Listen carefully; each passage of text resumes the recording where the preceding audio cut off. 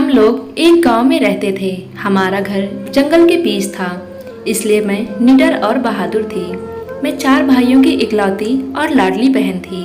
मेरे चाचा और उनकी फैमिली शहर में रहते थे। मेरे कजन छुट्टी बिताने के लिए गांव आए हुए थे।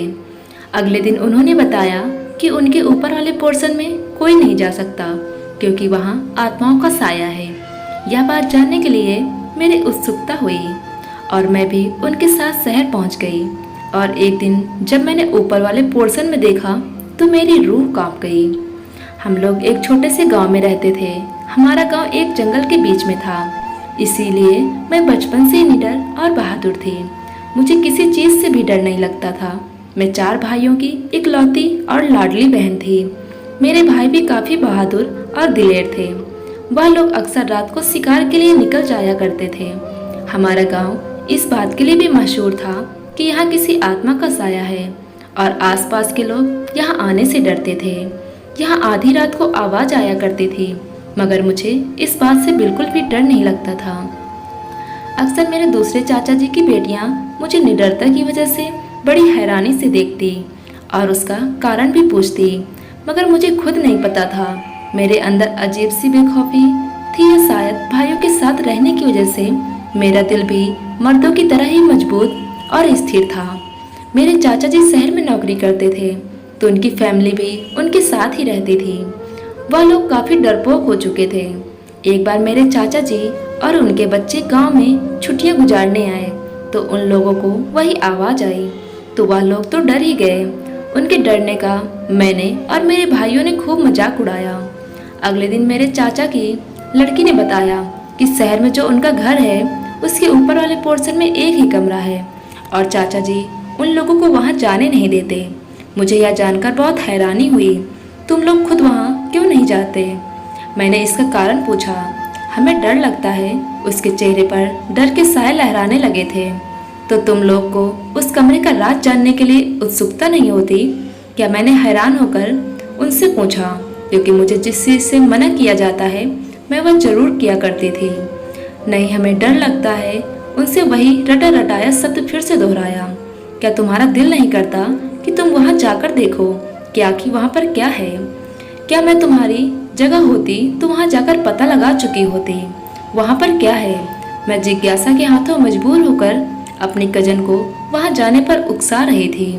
मेरा बस नहीं चल रहा था कि मैं वहां जल्द से जल्द पहुंचकर पता करूं कि आखिर वहां क्या है। बाबा बताते हैं वहां पर बुरी आत्माओं का साया है, और तुम्हें पता तो है ना कि मुझे उन चीज़ों से कितना डर महसूस होता है। मेरी कजन ने कांपती हुई आवाज़ से कहा। तुम बिल्कुल डरपोक हो, मैंने मुंह बनाते हुए कहा। तुम जैसी बहादुर मुझे नहीं आती। वह भी मुंह बनाकर वहां से चली गई। यूं ही कई दिन गुजर गए। मैं एक दिन बैठकर यही सोच रही थी कि आखिर चाचा जी उन्हें वहां क्यों नहीं जाने देते। मैं अपने दिल के हाथों मजबूर हो रही थी। मेरा बस नहीं चल रहा था कि मैं जल्द से जल्द वहां चली जाऊं और जाकर पता करूं कि आखिर ऐसा क्या था वहां जो चाचा जी उनको वहां जाने से रोकते थे। मुझे कॉलेज से जैसे ही छुट्टियां मिली तो मैंने वहां जाने के लिए प्लान बनाया। मेरे लिए सबसे मुश्किल काम था माँ से अनुमति लेना। मुझे शहर जाना है चाचा जी के पास। मैंने माँ को देखा, क्योंकि मेरी जिज्ञासा स्वभाव मुझे टिकने नहीं दे रहा था। अगर मेरा बस चलता तो मैं फौरन जाकर पूछ लेती। माँ ने कहा, क्यों? वह कुछ महीने पहले ही तो मिल गए हैं। बस छुट्टियाँ हैं तो मैं चली जाती हूँ और चाची जी से सिलाई कढ़ाई भी सीख जाऊँगी। मैंने कुछ नए अंदाज में उनको मनाने की कोशिश की, क्योंकि सारे खानदान में चाची जी सिलाई कढ़ाई के चर्चे थे और मुझे जरा सी उम्मीद नजर आ रही थी। ऐसे में शायद मुझे जाने दें। ये मेरा वहम था। कोई ज़रूरत नहीं है, वहाँ करीब ही सिलाई सेंटर है, वहाँ चली जाना। माँ ने सख्ती से कहा। माँ प्लीज़, मैं कभी शहर नहीं गई। मेरा बहुत दिल करता है कि मैं शहर की ज़िंदगी देखूँ। वहाँ की ज़िंदगी यहाँ की ज़िंदगी के मुकाबले में काफ़ी अच्छी होती है। मैंने घबराकर जज्बाती अंदाज में कहा। मैंने एक बार मना कर दिया है तो इसका यही मतलब है कि मुझे इस बात पर अब और बहस नहीं करनी। वैसे भी उनके घर बुरी आत्मा का साया है।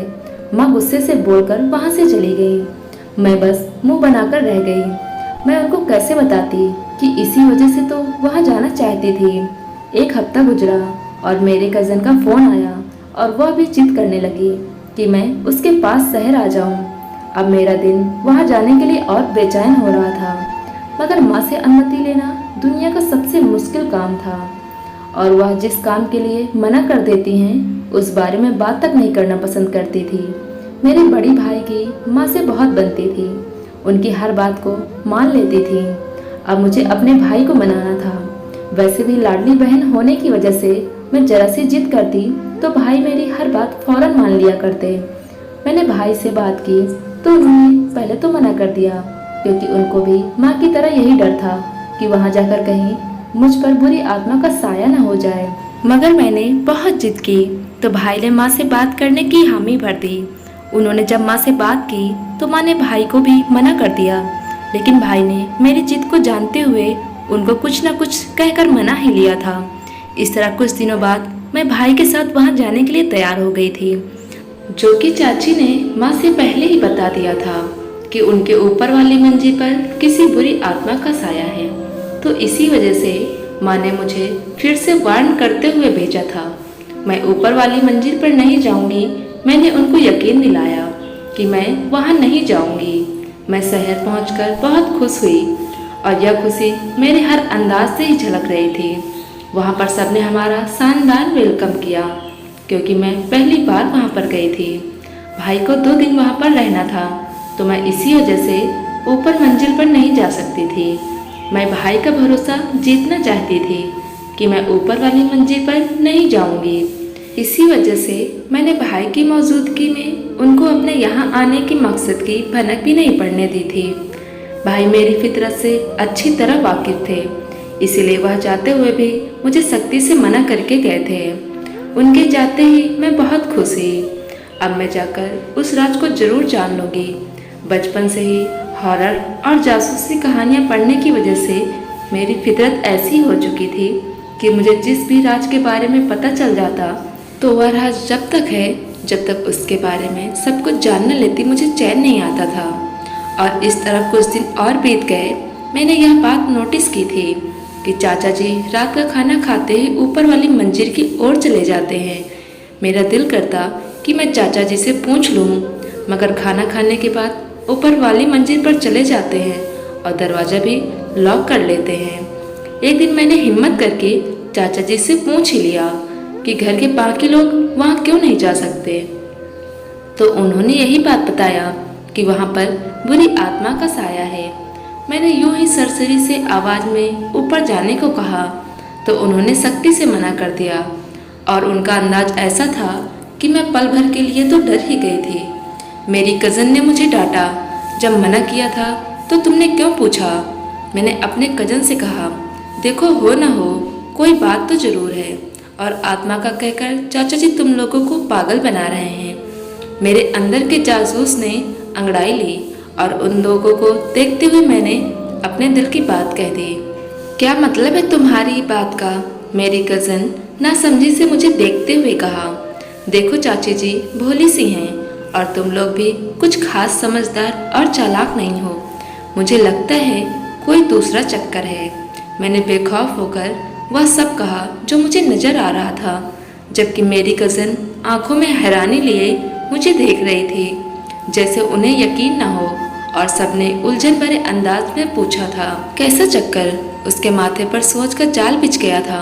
देखो उस चक्कर के बारे में तो मुझे भी नहीं पता, लेकिन बात इतनी छोटी हरगिज़ नहीं है।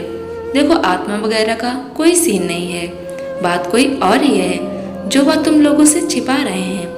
मैंने अपने दिमाग की घोड़े दौड़ाते हुए यह अनुमान लगाया था। तुम ठीक कह रही हो, बाबा अक्सर तो सारा दिन घर पर ही रहते हैं, कोई नौकरी भी नहीं करते। ऊपर वाली मंजिल पर जाने के लिए बाहर का रास्ता ही अक्सर यूज़ करते हैं, हमें ना ऊपर जाने देते हैं, और वह अक्सर रात को बाहर से आते हैं तो सीधे ऊपर ही जाते हैं। मेरी कज़न ने कुछ सोचते हुए कहा था, लेकिन अजीब सी आवाज़ें तो वहाँ से आती हैं ना। छोटी कज़न ने उलझते हुए अपनी राय पेश की।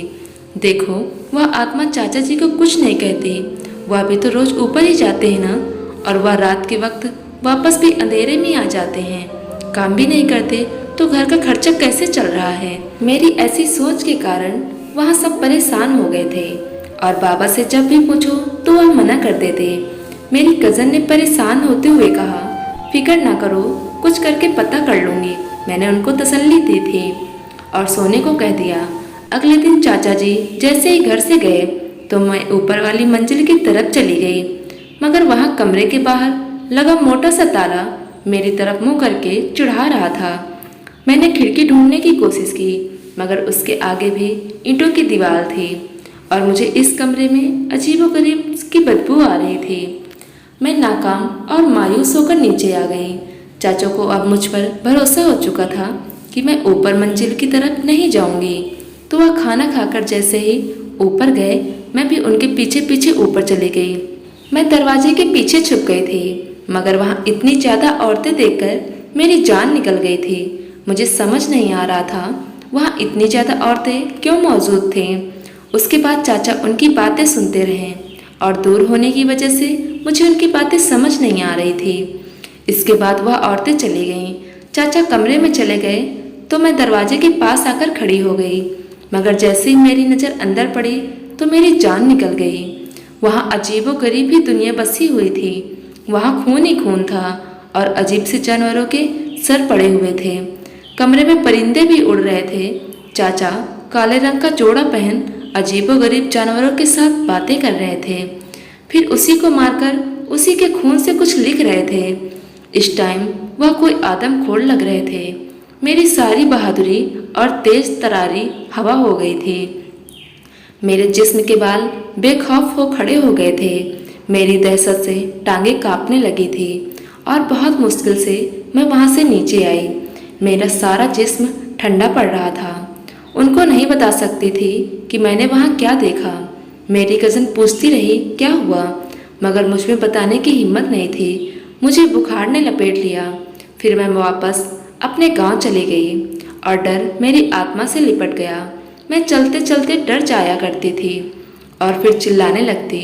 मुझे पता ही नहीं चला कि कैसे यह डर मेरे दिल में बैठ गया। मुझे हर चीज़ से डर लगने लगा था। माँ को तो यही लगा कि मुझ पर आत्मा का साया हो चुका है, मगर उनको हकीकत नहीं बता सकती थी। चाचा जी कैसे काम में शामिल हो चुके थे, मुझे अब सपने भी ऐसे ही आते थे। एक दिन भाई के बहुत जोर जबरदस्ती करने पर मैंने भाई को सारी कहानी सुना दी। वह भी सुनकर दंग रह गए थे।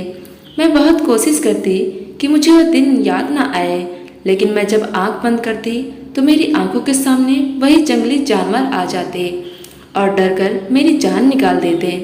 मेरा बुखार उतरने का नाम ही न लेता था। इस अजीबोगरीब राज ने मुझे कमज़ोर कर दिया था। फिर एक दिन मैं भाई के कमरे में जाने लगी तो वे किसी से कॉल पर बात कर रहे थे। मैं दरवाजे के बाहर ही रुक गई। चाचा जी, उसे पता चल चुका है कि आप काला जादू करते हैं और लोगों को कैसे बेवकूफ़ बनाते हैं। वह बहुत डरी हुई है और मुझे डर है कि वह किसी को बता न दे। मैं उल्लू आज रात को भिजवा दूंगा, पहले उसका तोड़ करें वरना हम सड़क पर आ जाएंगे। भाई की बात सुनकर मेरे पैरों के तले जमीन निकल गई थी। मैं सोच भी नहीं सकती थी मेरे भाई भी इसी काम में शामिल होंगे। मेरी आंखों के सामने यह राज खुलने के बाद अंधेरा सा छा गया और मैं सर के बल जमीन पर गिर गई। उसके बाद से मैं आज तक चुप चुप सी रहती हूँ। आपको वीडियो पसंद आई हो तो वीडियो को लाइक करें और चैनल को सब्सक्राइब करें। धन्यवाद।